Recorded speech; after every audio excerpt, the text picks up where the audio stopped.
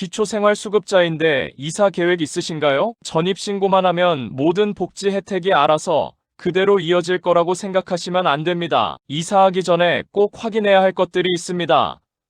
첫 번째, 현재 받고 있는 급여를 확인하세요. 이사 자체만으로 기초생활수급자 자격이 자동으로 없어지는 것은 아닙니다. 하지만 이사하면서 가구원이 달라지거나 소득과 재산의 변화가 생기거나 실제 거주 형태가 달라지는 경우에는 급여에 영향을 줄 수 있습니다. 그래서 이사 전후에 본인의 변경된 상황을 주민센터에 정확하게 확인하는 것이 중요합니다. 두 번째, 주거급여를 받고 있다면 새 집의 임대차 계약을 확인하세요. 이사를 하면서 보증금이나 월세가 달라질 수 있고 거주 지역이 바뀌면 주거급여 산정에 적용되는 기준도 달라질 수 있습니다. 따라서 새 집의 임대차 계약 내용과 실제 거주 형태를 정확하게 확인해야 합니다. 세 번째, 전기요금이나 도시가스 등 요금 감면도 확인하세요. 기초생활수급자는 요금 감면 대상이 되는 경우가 있습니다. 그런데 이사를 하면 주소나 전기가스 등의 고객 정보가 변경될 수 있습니다. 따라서 이사한 뒤에도 기존 감면이 제대로 적용되고 있는지 확인하는 것이 좋습니다.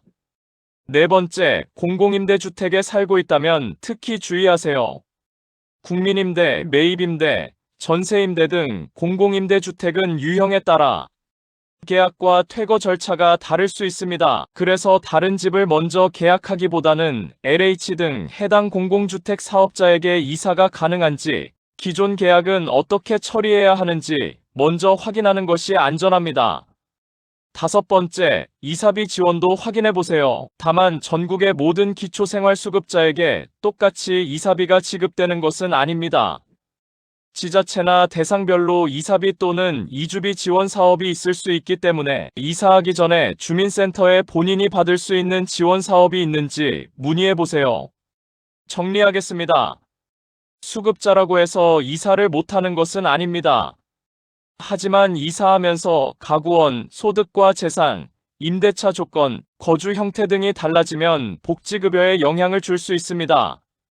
그러니까 이사하기 전에 주민센터에 먼저 확인하고 이사한 뒤에는 전입신고뿐만 아니라 주거급여와 요금 감면 등이 제대로 반영됐는지도 확인하세요. 복지제도는 몰라서 놓치는 경우가 있습니다. 부모님이나 주변에 기초생활수급자로 이사를 준비하는 분이 계시다면 이 영상 꼭 알려주세요.